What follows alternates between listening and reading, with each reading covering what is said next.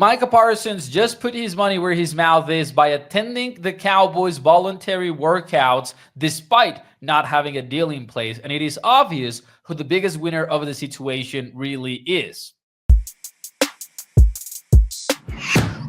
Hey, what's up, everyone? It's Mauricio Rodriguez here at A to Z Sports Dallas. How about Micah Parsons? He doesn't have a deal in place. He doesn't have a contract extension, and he is keeping his word. In December, he said that even with no deal in place, he would be around for the Cowboys offseason. In fact, when Brian Schottenheimer talked to the media at the beginning of April, he said that he expected the superstar defender to be around. He was confident in making such a claim. Well, on Monday, Micah Parsons showed up. Now, even though that was his message all along, we know how rocky contract negotiations can get in the NFL. And there was always a big possibility that when push came to shove, Micah maybe was going to skip workouts and really use his leverage. He already missed the start of workouts last year because of personal reasons. He was trying to rehab and train in alternative ways. He was very criticized as a result of it. But now, with a potential $200 million contract on the line, he ended up presenting himself in the first day of workouts. Now, that is massive for many reasons. Number one, the Cowboys have reportedly asked Parsons to be more of a leader as they gear up for this upcoming and expected contract extension, but also because there's a new defensive coordinator in town, and Micah Parsons being around Matt Eberflus is needed.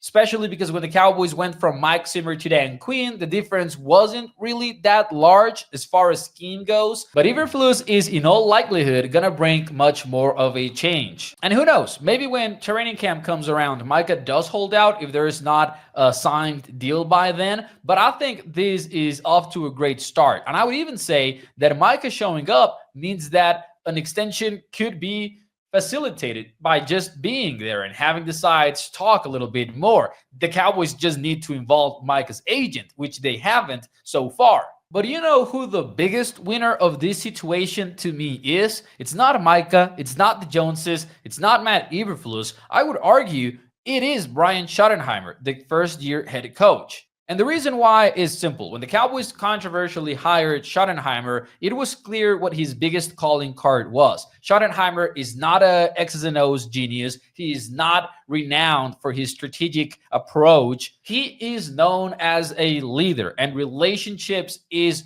what makes Schottenheimer a potentially good head coach in the NFL. In fact, he even said so in his introductory press conference back in January. One of my greatest strengths is my ability to create relationships that are built on trust, respect, connection. I'm really good with X's and O's, but I'm great with people. And the type of men that we have in this locker room are excited about that. And so I think as we build this thing out, as the culture comes together, this team, that's where I feel like my greatest impact will be felt, with the relationships. When this is the message from your head coach, and you're a first-year head coach and a superstar defender seeking to become the highest paid non-quarterback player in NFL history, shows up with no deal in place, that is significant. Countless players in similar situations to Micah would not have shown up. CD Lamb did not show up. And I'm not holding anything against CD. He did what is right. If I was Parsons' agent, I would definitely be telling him he's doing the wrong thing. I respect players that hold out to get the bag. But having him show up, man, I think that's a notch to Schottenheimer's belt all day long. And it is a great way to kick off his era. Now, I'm not saying we will judge Schottenheimer based on his first ever roll call, but this is a solid sign that his biggest calling card is already being shown in the locker room. Now, I'm not saying we will judge Schottenheimer based on how his first ever roll call goes, but this might really foreshadow a winning culture. Let's stay tuned.